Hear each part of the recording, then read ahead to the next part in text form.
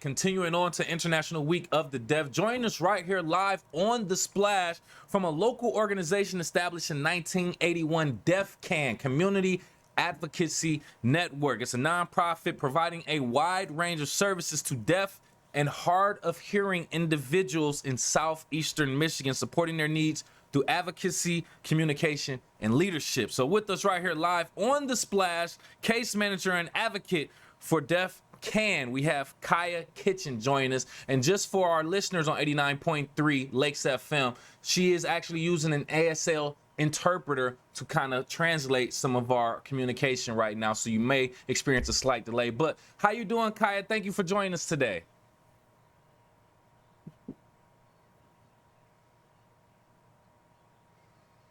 Hi, thank you so much for having me here.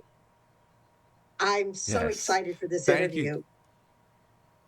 Thank you for being here. We appreciate it. Getting straight to it, just ultimately want to kind of get a little bit more information in regards to your organization. How does DEAF C.A.N ensure that its services are accessible and inclusive to all members of the deaf and hard of hearing communities in our local area?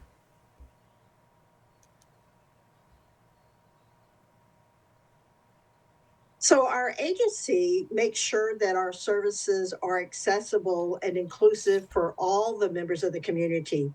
We do that through communication with them in American Sign Language. We actually here at DEAF C.A.N strongly believe in direct communication. So all of our staff know American Sign Language. And that way, any deaf member that comes into the office can communicate with anyone as needed. They don't have to just speak with deaf staff. The hearing staff also communicate in sign language. And we've noticed that there are a lot of barriers that prevent them from coming to the office. So we actually empower our clients by providing them options of how to communicate with us. They can come into the office, or we can do video phone communication where the client can actually see us directly and we communicate with each other. If the person is deaf blind, we'll a in-person visit. We'll go to them. We'll give them options: email, text, video phone, or in person, to make sure that all of our clients have accessibility. Interesting and great information. I love that you are doing any and all that you can to speak to the members of the deaf and hard of hearing community. With that being said, you spoke on it briefly, but give a little bit more detail into some of the biggest challenges the deaf and hard of hearing community face when seeking services.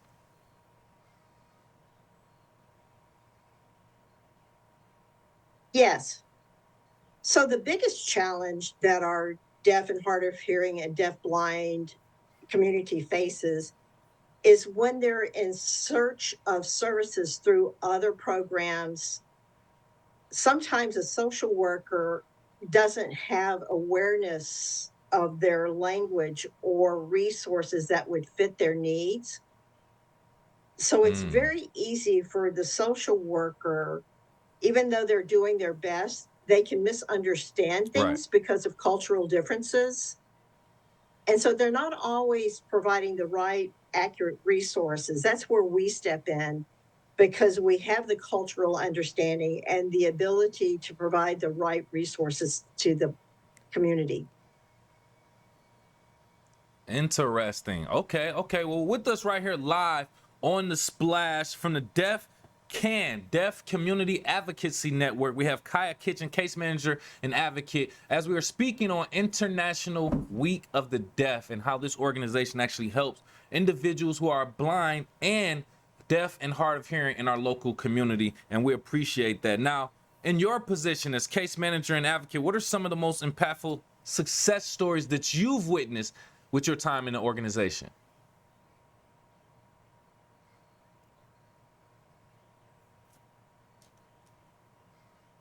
As a case manager, over the last 4 years, my goal has been to be sure that all of my clients, deaf, hard of hearing, deaf, blind, have all the resources, all the tools to thrive, whether it's with health care, state or federal assistance Mm, programs, employment, education. For me, seeing them leave happy and feeling empowered and uplifted, that is success story for me, for them and for me. yeah. I love that. I love that. It just speaks to the passion that you have to help and in being an advocate for individuals in that community also. Now, just two more questions before I let you go. During International Week of the Deaf, from your perspective, what do you think is the most important or are the most important issues to highlight for broader awareness and support?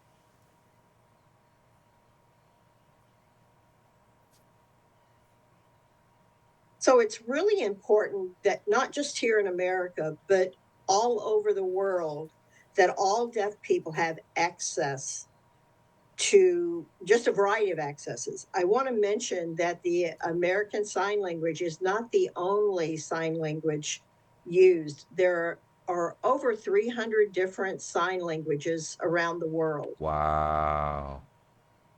Oh, wow. I Uh, had no idea. yeah, yeah, there's a great global organization called the World Federation of the Deaf, and they actually provide services and making sure 7 million deaf individuals in the world have access to basic rights for communication, for health care, and other needs. They work with over 130 countries and deaf leaders, making sure that they collaborate, work together, working on policies that affect positively or negatively our deaf community. Oh, wow. Over 300, did I hear that? Over 300 types of languages of sign language, or just the fact that there's more than just American Sign Language already just kind of blows my mind. But I feel like this is one of those things that I should know, that we should know about. But very interesting, and that's why we have you on here. Last question before I let you go. I feel like this is the most important. How can the general public and hearing individuals become better allies in the deaf and hard of hearing communities and blind communities, both in everyday interaction and through advocacy?